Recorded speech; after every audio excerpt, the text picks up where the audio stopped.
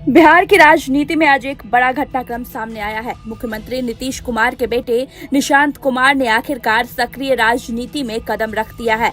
पटना स्थित जेडीयू के प्रदेश कार्यालय में उन्होंने पार्टी की औपचारिक सदस्यता ग्रहण की। इस मौके पर पार्टी के कई बड़े नेता और बड़ी संख्या में कार्यकर्ता मौजूद रहे। जेडीयू के राष्ट्रीय कार्यकारी अध्यक्ष संजय झा कार्यक्रम में मौजूद थे। केंद्रीय मंत्री ललन सिंह भी कार्यालय पहुंचे और निशांत का स्वागत किया। इसके अलावा बिहार सरकार के वरिष्ठ मंत्री विजय कुमार चौधरी समेत कई सांसद और विधायक भी कार्यक्रम में दिखाई दिए। पार्टी कार्यालय में सुबह से ही हलचल तेज थी। कार्यकर्ताओं ने पोस्टर और बैनर लगाए थे और सदस्यता समारोह को लेकर खास तैयारियां की गई थी। निशांत के आने से पहले ही समर्थकों की भीड़ जुटने लगी थी। हालांकि इस पूरे कार्यक्रम में सबसे ज्यादा चर्चा जिस बात की हुई वो थी मुख्यमंत्री नीतीश कुमार की गैर मौजूदगी। बेटे की राजनीतिक शुरुआत के इतने बड़े मौके पर उनका कार्यक्रम में नहीं पहुंचना सियासी गलियारों में कई सवाल खड़े कर रहा है। यहाँ पर मौजूद आप सभी लोगों का अभिनंदन करता हूँ। आप सब अपना कीमती समय निकालकर यहाँ पर आए। मैं आपका स्वागत करता हूँ, नमन करता हूँ, आभार व्यक्त करता हूँ। मैं जदयू के पार्टी कार्यालय आया हूँ। यहाँ जदयू की सदस्यता ग्रहण करने आया हूँ। मैं एक सक्रिय सदस्य के रूप में पार्टी का ख्याल रखने का कोशिश करूंगा। मेरे पिताजी ने राज्यसभा जाने का निर्णय लिया है। ये उनका निजी फैसला है। मैं उसे स्वीकार करता हूं, आदर करता हूं। हम सब मेरे पिताजी श्री नीतीश कुमार के मार्गदर्शन में काम करेंगे।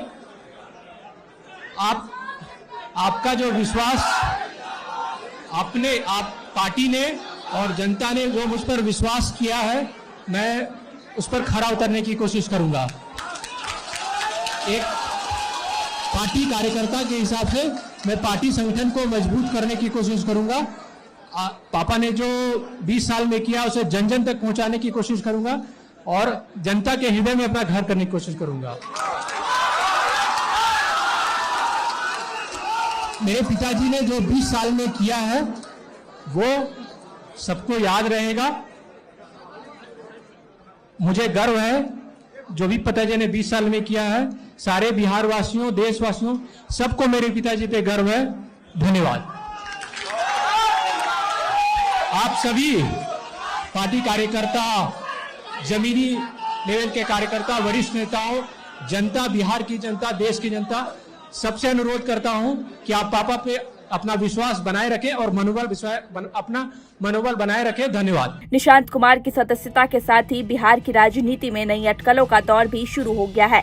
चर्चा ये भी चल रही है कि आने वाले समय में उन्हें सरकार में बड़ी जिम्मेदारी मिल सकती है। कई राजनीतिक सूत्रों का दावा है कि नई सरकार के गठन के बाद निशांत को उप मुख्यमंत्री बनाया जा सकता है। हालांकि अभी तक इसकी कोई आधिकारिक घोषणा नहीं हुई है। फिलहाल बिहार में सम्राट चौधरी और विजय सिन्हा उप मुख्यमंत्री के पद पर हैं। लेकिन जेडीयू के अंदरूनी हलकों में ये चर्चा तेज है कि पार्टी में नई पीढ़ी को आगे लाने की रणनीति पर काम हो रहा है। इसी वजह से निशांत की एंट्री को केवल सदस्यता तक सीमित नहीं माना जा रहा है, बल्कि इसे एक बड़े राजनीतिक प्लान का हिस्सा बताया जा रहा है। यही वजह है कि सदस्यता ग्रहण समारोह को लेकर पार्टी के भीतर और बाहर दोनों जगह खास दिलचस्पी देखी जा रही है। दरअसल पिछले कुछ दिनों से निशांत कुमार की राजनीतिक सक्रियता अचानक बढ़ी है। मुख्यमंत्री नीतीश कुमार की तरफ से उन्हें राजनीति में आने की हरी झंडी मिलने के बाद उन्होंने पार्टी नेताओं से लगातार मुलाकातें शुरू कर दी थीं। शनिवार को वो जेडीयू के राष्ट्रीय कार्यकारी अध्यक्ष संजय झा के पटना स्थित आवास पर आयोजित एक महत्वपूर्ण बैठक में भी शामिल हुए थे। इस बैठक में पार्टी के कई वरिष्ठ नेता मौजूद थे, जिनमें मंत्री, सांसद और विधायक शामिल थे। इस मुलाकात को भी निशांत की राजनीतिक तैयारी का अहम हिस्सा माना जा रहा है। बताया जा रहा है कि सदस्यता लेने से पहले ही उन्होंने पार्टी की रणनीति और संगठन से जुड़ी चर्चाओं में दिलचस्पी दिखानी शुरू कर दी थी। यही वजह है कि अब पार्टी के अंदर उन्हें संगठन के स्तर पर भी महत्वपूर्ण भूमिका मिलने की चर्चा तेज हो गई है।